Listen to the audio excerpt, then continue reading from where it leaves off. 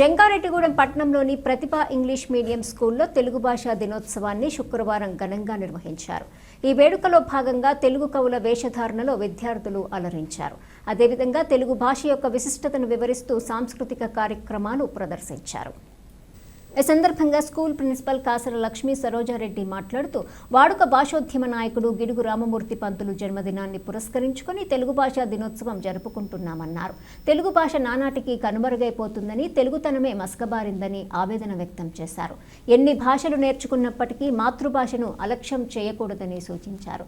ఈ కార్యక్రమంలో school director Subhash Reddy, Telugu ఉపాధ్యాయులు వెంకట్రావు, పూర్ణిమ, అనిత, దీపిక తదితరులు పాల్గొన్నారు.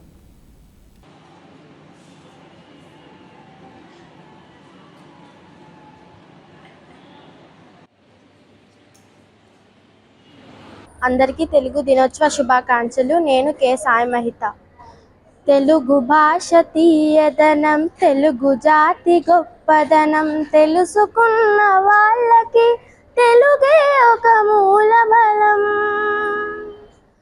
తల్లి తండ్రి నేర్పినట్టి మాతృభాషరా, తెలుగు మరచిపోతే వాళ్ళని నువ్వు మరచినట్టురా, ఇది మరువబోకురా.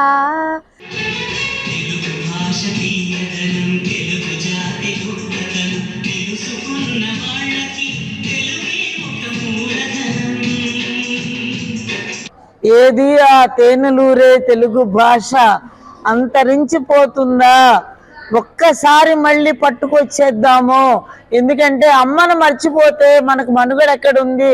ఏ దేశం ఎగినా, ఎందుకు అలిగినా ఒకడరా నీ తల్లి భూమి భారతిని, నిలుపరా నీ జాతి నిండు గౌరవం అని చెప్పేసి ఒక కవి అన్నారు. ఈరోజు మనం ఎక్కడికి వెళ్ళినా ఏం చేసినా కూడా మన తెలుగు భాషని అన్ని చోట్ల కూడా మనం దాన్ని ప్రజ్వల్లే విధంగా చేయాలి. అప్పుడే తెలుగు వారిగా మనకు గౌరవం ఉంది అని చెప్పేసి నేను చెప్తూ ఉన్నాను నేను. ఎందుకంటే మిగిలిన భాషలు నేర్చుకోవద్దు అని చెప్పేసి ఎవరు చెప్పరు. మనకి మాజీ ప్రధాని ఉన్నారు, ఆయనకి చాలా 18 భాషలు వచ్చు. అయినా తెలుగు యొక్క మాధుర్యాన్ని ఎప్పుడూ కూడా ఆయన మర్చిపోలేదు. తెలుగు భాష యొక్క ఔన్నత్యాన్ని ఎక్కడా మర్చిపోలేదు. అలాగే గిడుగు రామమూర్తి పంతులు గారు ఎక్కడో చందోబద్ధంగా ఉండి పామరులకు అర్థం కాని ఆ తెలుగు కాకుండా వ్యవహారిక భాషలో రచనలు చేయాలి, అది ప్రతి ఒక్కరికి కూడా అందాలి అని చెప్పేసి దానికోసమే ఆయన తన జీవితాన్ని అంతటిని కూడా వెచ్చించారు. ఆయన జన్మదినాన్ని ఈరోజు మనం తెలుగు భాషా దినోత్సవంగా జరుపుకుంటున్నాం. ఇక్కడ ప్రతిభా స్కూల్లో ప్రతి సంవత్సరం కూడా మేము జరుపుతూ ఉంటాము. ఎందుకంటే తెలుగుని మర్చిపోవడం అనేది ఎప్పుడూ కాదండి. అంటే మనల్ని మనం మర్చిపోవడం, మన వ్యక్తిత్వాన్ని మర్చిపోవడం, మన తెలుగుతనాన్ని మర్చిపోవడం, తెలుగు జాతిని మర్చిపోవడం. కాబట్టి ఇవేవి వద్దు. అందరం కలిసి కట్టుగా ఆ తెలుగు యొక్క గొప్పతనాన్ని తప్పనిసరిగా మనం అందరం కూడా గుర్తించాలి.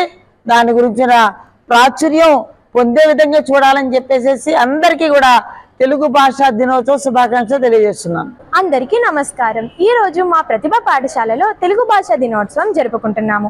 దీనివల్ల మా పాఠశాల యొక్క విద్యార్థులకి తెలుగు భాష పట్ల మక్కువ జరుగుతుంది. ప్రతి ఏటా ఆగస్టు 29న మనం తెలుగు భాషా దినోత్సవం జరుపుకుంటాము. ఈ రోజు గిడుగు వెంకట రామమూర్తి గారి జయంతి. ఈయన తెలుగు భాషను వ్యవహార భాష రూపంలో ప్రజలకు ఎంతో చేరువ చేశారు.